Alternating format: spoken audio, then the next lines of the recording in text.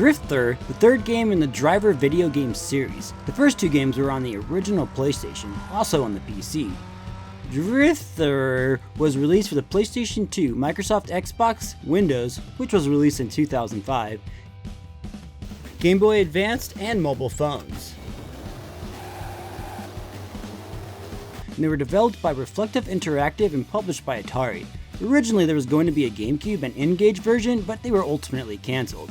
In this game, you play as an undercover FBI agent named John Tanner, and you are tasked to investigate a car smuggling ring in order to identify the boss. Yep, pretty exciting stuff. Driv3r greatly expanded upon its gameplay mechanics over its predecessors with a greater implementation of on-foot sections, gun combat, drive-by shooting, and way better driving mechanics. You play the game within 3 major cities: Miami, Nice, and Istanbul. The game was in development for 3.5 years, a pretty typical development time. Upon its release, Driv3r was received with mixed reviews, a lot of bad and some average. Then we get to the Drivergate, which saw 2 game review outlets, PSM2 and Xbox World, give the game 9 out of 10 scores. Everyone was skeptical and thought these scores were not legit, and assumed Atari offered them early access to the game for the good scores. There was really no evidence of this, and that's why it's called the Drivergate.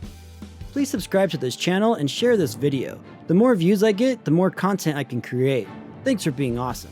Let's take a look at the frame rate of all 3. The PS2 and Xbox play at a smooth 30 frames. I believe anytime it jumps above 30, it's just a glitch in my software. I'm pretty sure it's just 30 frames, but both run really good with dips only in high traffic areas. The PC is playing at an amazing 60 frames, and man does it feel smooth. I want to start off with PS2 versus Xbox, because why not?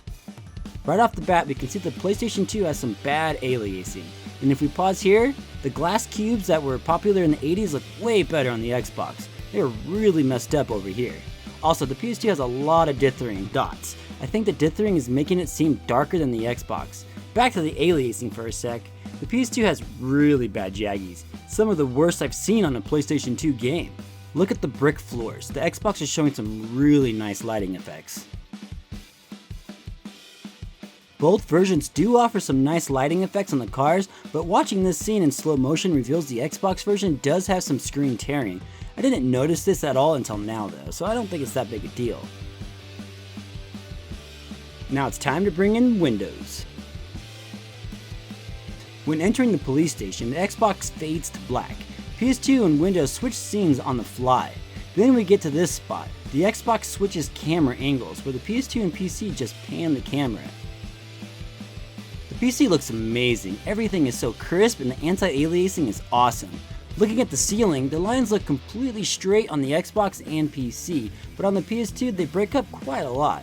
Also, the light's wire, you cannot see it on the PlayStation 2. The desk lamp is jaggy on both Xbox and the PlayStation 2. The controls are best on PC with keyboard and mouse. That is, after of course you edit them, because the default settings do kinda suck. The controls on the console aren't bad or anything, but a mouse is just more precise. That aliasing is just not very good on the PS2. I know they could have done a lot better. Something else to note, this is the same dude on Xbox and PC, and I think it's a girl on the PlayStation 2. The draw distance is obviously going to be better on the PC, but it's still not that great, and we'll check that out later. On the PS2 and Xbox, they seem to be the exact same. The PlayStation 2 does have some distant fog on the buildings, and I personally prefer this. Close up on the dude. On PC, the back of his head is divided into squares with some shine. It's not very good looking, it's like this the whole time. On this part, when entering the police car, you need to follow another police car, and on the PlayStation 2, the car you follow goes straight, but on the Xbox and PC, the car takes a right and then a left turn. Pretty odd. Every time I restarted the mission, this was always the outcome, at least for me. This wall with all the bushes on it always shows up on the PC. When moving closer, the PS2 will render it in, then the Xbox will render in and out sections of the bush, which is very weird. It does eventually stay present though.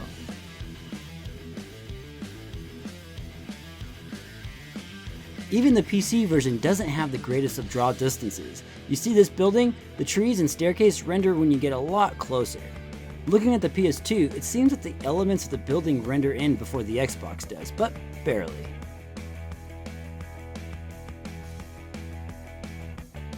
Also, let's take note how the police car on the PlayStation 2 looks to be more of a blue hue, so the rest of the colors on all three seem to match perfectly, minus the car.